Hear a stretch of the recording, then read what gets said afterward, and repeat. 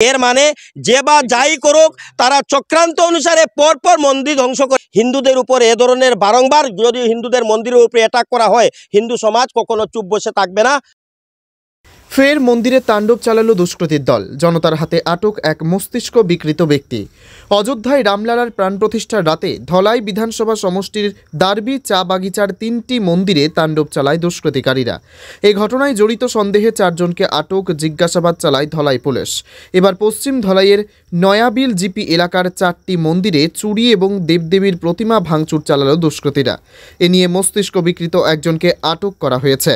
তার নাম স্বপন মুরা। পুঠিখাল জিপির বাসখাল এলাকার নিরাথলের বাসিন্দা লোকটি। তবে লোকটি কি আদৌ মস্তিষ্ক বিকৃত তা নিয়ে সাধারণ মানুষের মধ্যে সংশয় রয়েছে। কারণ গভীর রাতে নয়াবিল জিপির এলেনপুর এলাকায় সে কিভাবে পৌঁছলো এ নিয়ে উঠছে নানান প্রশ্ন। তাকে কি কেউ মহড়া বানিয়ে দুর্বৃত্তের কাজ করে আসছে? স্বপনের ঝুলি থেকে বেরিয়ে আসে মন্দিরের চুরি যাওয়া সামগ্রীও। খবরটি চাউর হতেই সদল বলে ছুটে আসেন ধোয়ারবন্দ পুলিশ পোস্টের ইনচার্জ প্রবীণ দে। ঘটনাস্থলে পৌঁছান বজরং দলের শিলচর বিভাগের সংযোজক অমলেন্দু দাস সহ বিশ্ব হিন্দু পরিষদের কর্মকর্তারা। আনা হয় গোয়েন্দা কুকুর। মূল অভিযুক্তকে ধরতে তল্লাশি চালানো হয়, তবুও বিফল মনোরথ হতে হয়েছে আসাম পুলিশের গোয়েন্দা কুকুরকে। তবে স্বপন মুরা স্বীকার করে নিয়েছে যে সেই এই জঘন্য কাজ করেছে। এর পেছনে কোনো ষড়যন্ত্র চলছে কিনা তার তদন্ত চালিয়ে যাচ্ছে পুলিশ। এই ঘটনায় বজরং দলের শিলচর বিভাগের সংযোজক অমলেন্দু দাস সহ এলেনপুরের বাসিন্দা অমর সিং, নয়াবিল জিপির আঞ্চলিক পঞ্চায়েত সদস্য প্রদীপ সিং সহ বজরং দলের কার্যকর্তা দুঃখ প্রকাশ করেন। অমলেন্দু দাস সাংবাদিকদের বলেন, গত 22 জানুয়ারি ভগবান রামলালার প্রাণ প্রতিষ্ঠার পর আমরা দেখেছি শেষ রাত্রে আর দারবি বাগান ধলাই সমষ্টির আওতাধীন দারবি চা বাগানের 3টা মন্দিরে দুষ্কৃতীরা হামলা চালায়, মন্দিরের মূর্তি ভাঙচুর সহ মন্দিরের ক্ষতি করেছে।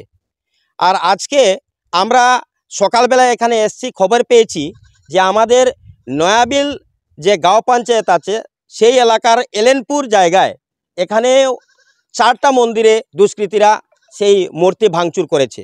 আমার ঠিক বাম পাশে একটা মন্দির রয়েছে লক্ষ্মীথান বলে। লক্ষ্মীথানের মন্দির শেষে আমরা যদি ডান পাশে যাই শ্মশান কালী মন্দির, দারবিতেও শ্মশান কালী মন্দিরে টার্গেট করেছে, এখানেও শ্মশান কালী মন্দিরে টার্গেট করেছে।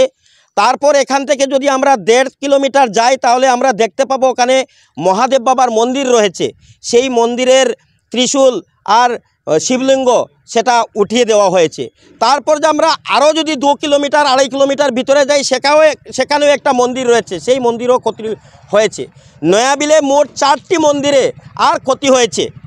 এখানে সকালবেলা একটা জঙ্গল থেকে আসা এক লোককে ধরেছে এবং তার সাথে আর ত্রিশূল সহ বিভিন্ন সামগ্রী মন্দিরের পাওয়া গেছে। কিন্তু কয়েকজন লোক বলছে তাকে রাস্তায় ঘোরাফেরা করতে দেখা গেছে, হয়তো তার মেন্টাল কোনো কিছু প্রবলেম হতে পারে।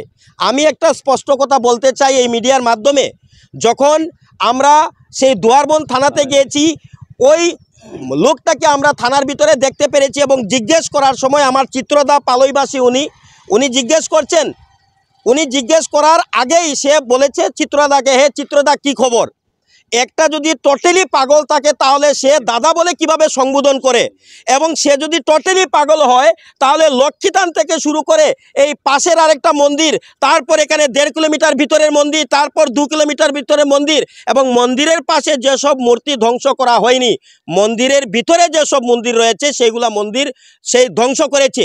আমার মনে হয় এই যে দারবি বাগানের যে ঘটনা ঘটেছে এবং এখানকার যে ঘটনা ঘটছে তার মূলে কোনো মূল চক্রান্তকারীরা রয়েছে, মূল মাস্টারমাইন্ড রয়েছে। এটা তো একটা শুধু ভাউতাবাজি এবং মোহরা বানিয়ে ওকে হয়তো কাজ করাচ্ছে। আমি এই মিডিয়ার মাধ্যমে প্রশাসনের কাছে অনুরোধ করব যে এটা সঠিকভাবে তদন্ত করে এবং মূল অভিযুক্ত যে তাকে অতি সত্বর পানিশমেন্ট দিতে হবে। হিন্দুদের উপর এ ধরনের বারংবার যদি হিন্দুদের মন্দিরের উপরে অ্যাটাক করা হয়, হিন্দু সমাজ কখনো চুপ বসে থাকবে না। আমরা বিশ্বাসী, তার কারণে আমরা বারংবার প্রশাসনের কাছে অনুরোধ করছি, দ্বারস্থ হচ্ছি।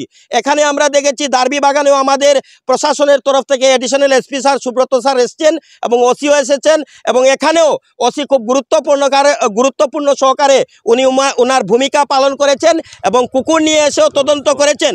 এই জায়গাতে যখন কুকুর দেখলো একটা কাপড় গ্রান নেওয়ার পর যখন ছুটলো কুকুরটা ওই মন্দিরের দিকে যাচ্ছে, এর মানে যে বা যাই করুক তারা চক্রান্ত অনুসারে পরপর মন্দির ধ্বংস করে যাচ্ছে। তো আপনারা মিডিয়ার লোক যারা এখানে এসছেন আপনাদের সবাইকে আমরা ধন্যবাদ দেই এবং সমস্ত টিভি চ্যানেলে যাতে এই সংবাদটা যায় এবং প্রশাসনেরও টনক লড়ে এবং প্রশাসনের উপর আমাদের দৃঢ় বিশ্বাস। এসপি ব্যুরো রিপোর্ট, গণ আওয়াজ, ধলাই।